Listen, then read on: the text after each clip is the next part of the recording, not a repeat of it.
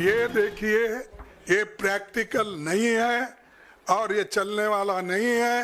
ये सिर्फ चुनाव जब आते कोई ना कोई कुछ मुद्दा नहीं मिल रहा उनको, ऐसी चीजें बात करने के लिए, इश्यू को डाइवर्ट करने के लिए वो बात करते हैं और इसीलिए और पूरे देश के लोग कोई मानने वाले भी नहीं हैं। அமைச்சரவை இன்று மிக அவசரமாக கூடி ஒரே நாடு ஒரே தேர்தல் என்ற முடிவை மேற்கொண்டிருப்பது மிகுந்த வியப்பை அளிக்கிறது. நாட்டில் உள்ள பெரும்பாலான கட்சிகள் பாஜகவை தவிர மற்ற அனைத்து கட்சிகளுமே இது நடைமுறை சாத்தியமற்றது என்று தெளிவாக தங்களது கருத்துக்களை தொடர்ந்து தெரிவித்து வருகிறார்கள். நம்ம நாடு ஒரு பெரிய நாட்டில், பல்வேறு மாநிலங்களை கொண்ட நாட்டில் நாடாளுமன்றத்திற்கும் சட்டமன்றத்திற்கும் சேர்த்து ஒரே நேரத்தில் தேர்தல் நடத்துவது என்பது நடைமுறை சாத்தியமற்றது. தற்பொழுது ஜம்மு காஷ்மீரில், ஹரியானாவில் தேர்தல் நடக்க இருக்கிறது. அடுத்த 2026இல் தமிழ்நாடு, கேரளா உட்பட பல மாநிலங்களுக்கு தேர்தல் நடக்க இருக்கிறது. இப்பொழுது மாநிலங்கள் தேர்தல் நடக்கிற பொழுது நாடாளுமன்றத்தை கலைத்துவிட்டு மாநில தேர்தலோடு சேர்த்து நடத்துவார்களா, அல்லது 5 ஆண்டு காலம் பொறுத்திருந்த நாடாளுமன்ற தேர்தல் வருகிற பொழுது சட்டமன்றங்களெல்லாம் கலைத்து தேர்தல் நடத்துவார்களா, அதை பற்றி எந்த தெளிவும் இல்லை. ஆகவே இதனுடைய நோக்கம் என்னவென்று சொன்னால்,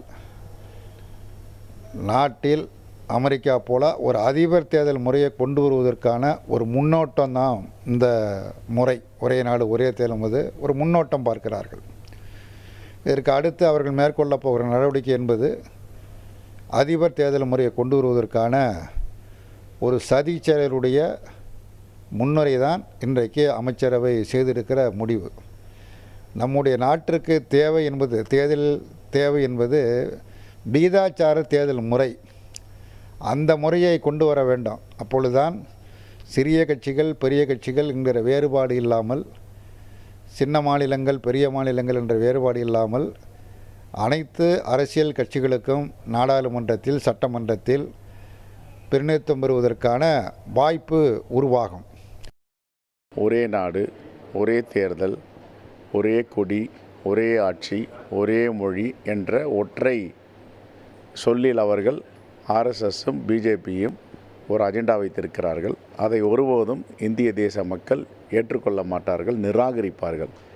இதே போன்றுதான் 3 புதிய வேளாண்மை சட்டங்களை நடைமுறைப்படுத்த வேண்டும் என்று புதிய வேளாண்மை சட்டத்தை யாருக்கும் தெரியாமல் அவர்கள் ஒரு பரிந்துரை செய்து நாடாளுமன்றத்தில் இரவோடு இரவாக நிறைவேற்றி மக்கள் மீதும் வேளாண்மை குடிமக்கள் மீதும் திணித்தார்கள். ஆனால் போராட்டத்தின் வெளிப்பாடாக இவர்கள் அதை தாக்குப்பிடிக்க முடியாமல் எந்த வேகத்தில் கொண்டு வந்தார்களோ அதே வேகத்தில் அந்த 3 புதிய வேளாண்மை சட்டங்களை திரும்ப பெற்றார்கள்.